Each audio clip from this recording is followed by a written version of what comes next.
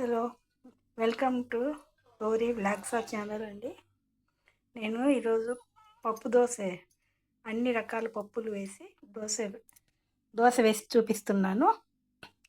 చూడండి, మనం కందిపప్పు,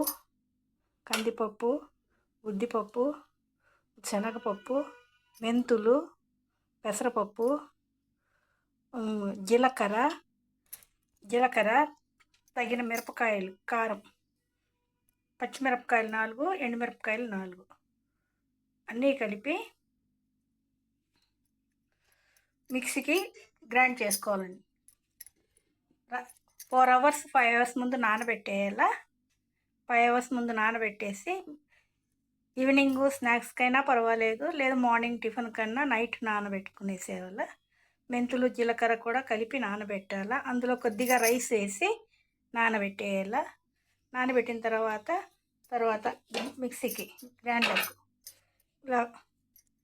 ఇలా వేసేసి మిక్సీకి వేసుకునేసి గ్రైండ్ చేసుకునేసి దోశ వేసుకునేయాలి. గ్రైండ్ చేసి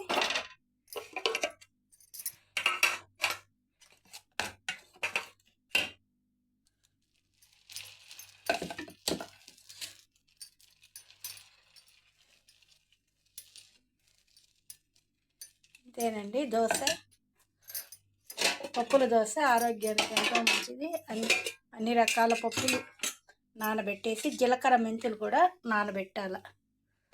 తగినంత సాల్ట్ వేసుకొని, మీరు తగినంత కారం ఎంత తింటారో అంత కారం కలుపుకోవాలి.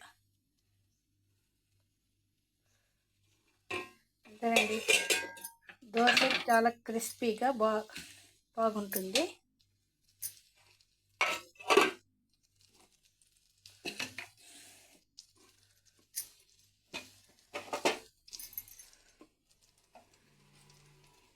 మిక్సీకి వేసేసుకోవాలండి. వేసేసి మార్నింగ్ కానీ లేదా నైట్ టిఫిన్కి కానీ చేసుకోవచ్చండి. ప్రోటీన్స్ అన్నీ ఉంటాయి ఇందులో. దీనికి సైడ్ డిష్కి పల్లీల చట్నీ కానీ కొబ్బరి చట్నీ కానీ సైడ్ డిష్కి పెట్టుకుంటే బాగుంటుంది. నేనైతే కారం పెట్టుకున్నానండి. ఇవ్వండి, ఇంతే dosa.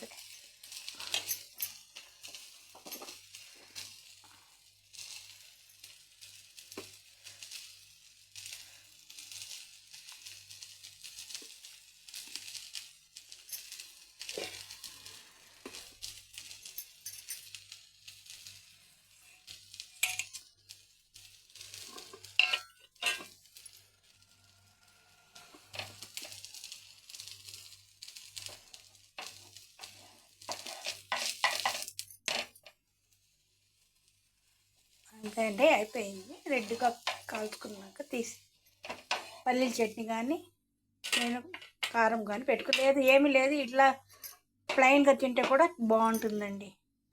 Okay, thank you for watching. Like చేయండి, సబ్స్క్రైబ్ చేయండి, ఒక సపోర్ట్ ఇవ్వండి. Okay, thank you.